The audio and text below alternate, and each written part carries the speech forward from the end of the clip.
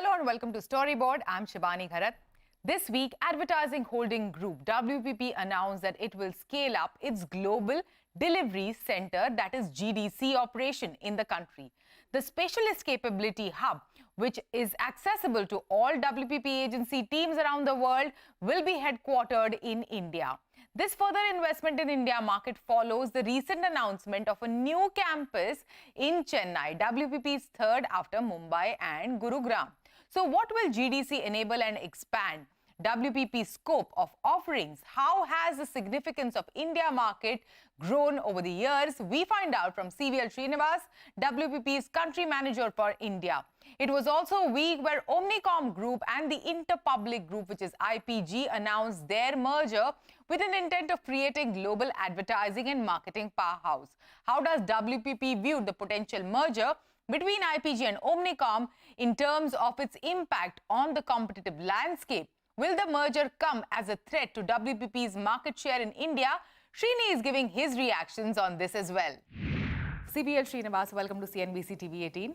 Thanks, Shibani. Always a pleasure to be on your show, and welcome back to the WPP campus in Mumbai. Wonderful to be here, Srini. Let's begin this conversation speaking about GDC, Global Delivery Center. Tell us more about it, what has it done and how much India has contributed to GDC so far? Okay. So, well, the GDC is, you could look at it as a team that has got highly specialized capabilities, a team that is kind of tech-enabled in terms of their delivery and can obviously do cross-border work, and a team that has over the last few years just become like a center of excellence. So we've really scaled up the GDC globally. I mean, as WPP, we have over 10,000 highly skilled professionals as part of our GDC, and the majority of that team sits in India. So that's the piece that's scaling up. And so we've got some exciting plans in store. When you say scale up, where did it stand before this and what were some of the solutions delivered before this? Yeah, so if I take you back to like, let's say 5 years ago, pre-pandemic, we already started seeing a lot of traction when it came to tech-enabled delivery, which kind of complements what the rest of the WPP ecosystem brings. So I'm talking about areas like media activation, I'm talking about areas like performance marketing, e-commerce, tech consulting, CRM, data analytics, so on and so forth.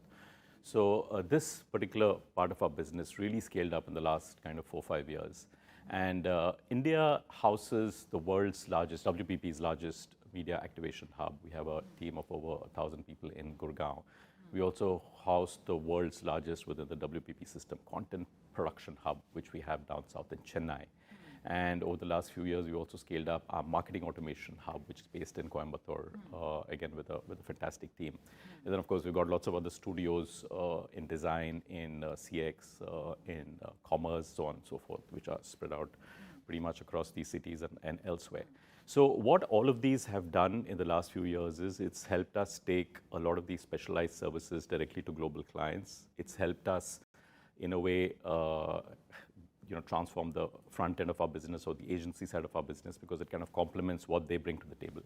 And in many ways, I would say it's been a catalyst for both growth as well as transformation.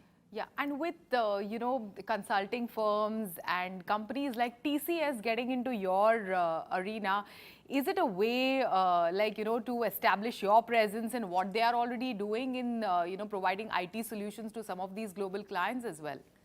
Yeah, I mean, if you look at the way the whole marketing services industry has evolved over the last 15, 20 years, obviously there was this, we say there are like 3 waves, right? The wave 1 was all about the age of specialization, when you started seeing all of these different services getting splintered out and different companies getting set up, whether it was in media or content or whatever else. Wave 2 was obviously the digital wave, when everything started shifting towards digital, and that then made it easier for agencies and companies to establish models that could kind of say, hang on, a lot of stuff is moving digital, there are platforms, there's data, there's technology, et cetera, coming into our space, so we need to do things a little differently. So that's when you started seeing a bit of a debundling between the services that could be more offered, let's say, onshore, the services which are more led by innovation, strategy, whatever, and then the services that can be scaled up and services that can be offered through technology platforms.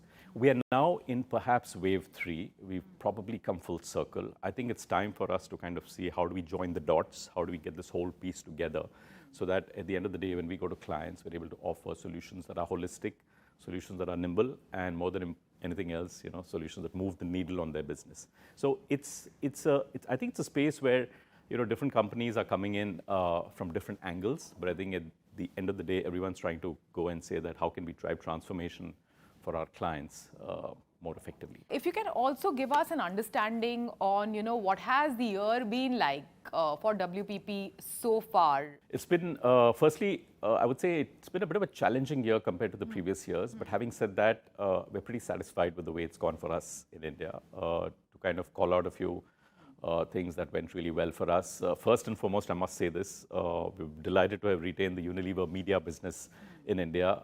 We've been their media agency non-stop for 30 years running, believe it or not.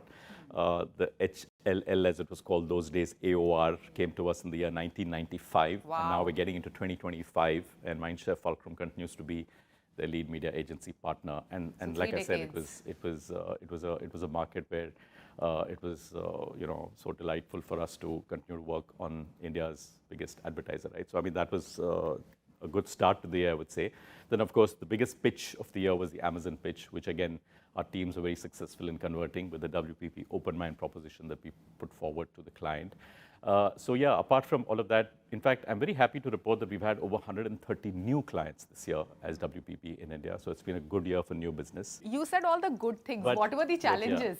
Yeah, but when it comes to challenges, I think again it's I think the traditional parts of our business obviously have seen challenge, because I think they are more linked to the kind of sentiment that exists in the market in terms of ad spend and the economy slowing down, and we've seen some of our biggest sectors struggle a little bit for volume growth. You've also set up a new campus this year in Chennai.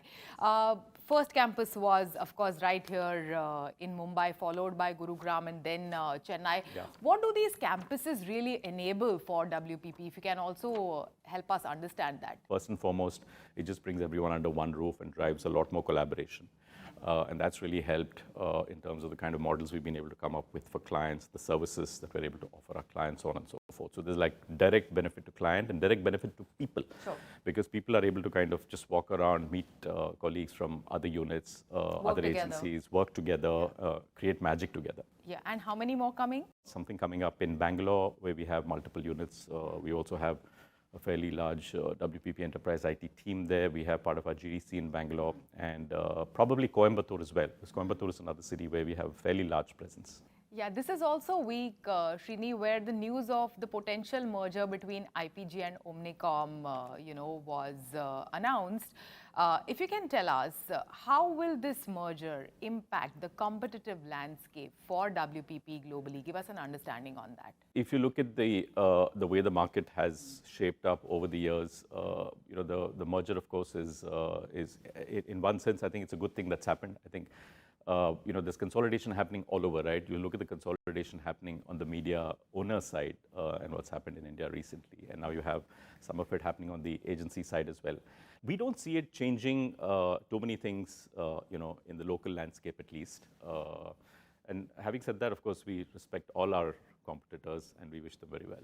Yeah, will it impact WPP's market share in India at all? Do you see that impact? I mean, to be very honest with you, we don't see any impact as far as market share is concerned. I think if you look at over the years, I spoke about the clients that we handle, the client relationships that we built, and the fact that we're going deeper with clients. And also, given the fact that we won the biggest pitches of the year in 2024 as well, I don't see any impact. But having said that, it's not just about this merger or something else that could happen tomorrow, or what's happening with the startup ecosystem. I think for any business to kind of stay relevant, it's important to kind of be on your toes. And the other thing I could probably say is, if anything, this merger has probably put the spotlight on us even more, as a leader in this market. And if you've seen some of the commentary going around, the fact that we've been able to continue to grow our business, and the fact that despite running a pretty large group, in the market. We work pretty seamlessly across our agencies. And what is the current regulatory framework, and is it enough to manage the complexities of these large mergers, considering competing businesses, competing clients within these holding companies? Is it easy at all? Because we saw the last merger falling apart between Publicis and Omnicom about 10 years ago. Yeah, so that, of course, I would want to comment on that because probably there are a host of reasons that have gone into that not working out. But I think when it comes to this, obviously the authorities, whether they're global or local, will do their jobs and they look at it, etc. But you raised a point about client conflict. I think client conflict is something which I think was probably I would say a challenge some years ago or many years ago. I think today it's more about I think there are enough ways and means in which you can kind of ensure that that doesn't become a challenge. And I think it's more about how do you stay relevant and give the best of talent to the different clients that you service. So, yeah. And what does it say about the future of many smaller agencies, the independents, with these giants coming together? Well, I think in a market like India, every agency and every company has a role to play. And I actually have said this before. We work with a lot of the startups, a lot of the younger companies. We have some very creative and partnerships in market where we kind of work together. Of course, some of them sooner or later find it difficult to survive totally as an independent because they need the scale, etc. But look, having said that, I think what has really helped us as a market thrive over the last many years is the fact that we have a combination of agencies, like a portfolio of brands. I mean, it's like a T20 team, right? You need all kinds of hitters to kind of win and to grow the market. So, yeah, and I think the other point that we were chatting before was on the way the industry itself is kind of getting redefined with the kind of players that are coming in. And earlier, I think it was it was easier to kind of define marketing services as a discipline by itself and to put down the 4 or 5 players who kind of sit within that space. But I think today it's changed so much. You have consulting, tech companies, everyone kind of leaning in because of the way the industry has evolved. So yeah, I mean, it's just exciting. Just keeps us charged up to come back every day and do something. Last year when I met Mark Reed, he mentioned how India is one of the top 5 markets for WPP globally.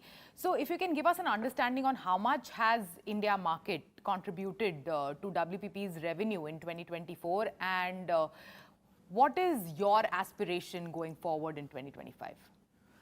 Well, yes, we have continued to remain the fastest growing market for WPP amongst all the large markets all these years and right through 2024 as well. And we're very happy to obviously be counted amongst the top 5 markets of this great company.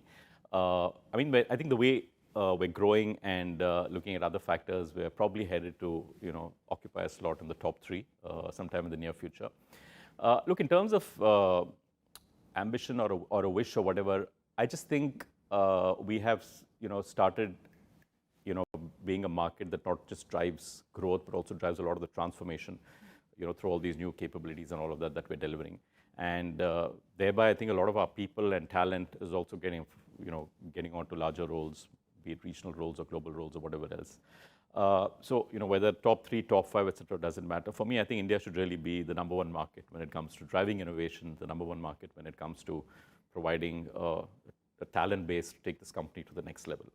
And that's where I'm focused on. And that is what Mark's expectation is from you as WPP leader in India?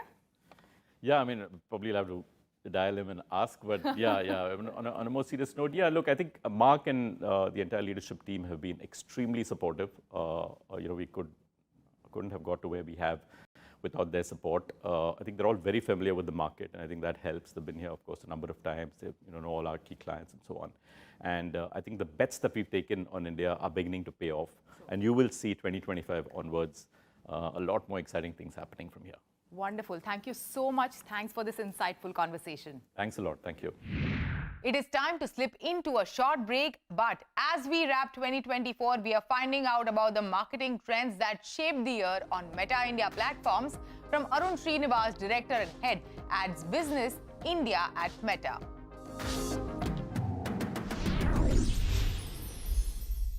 Whenever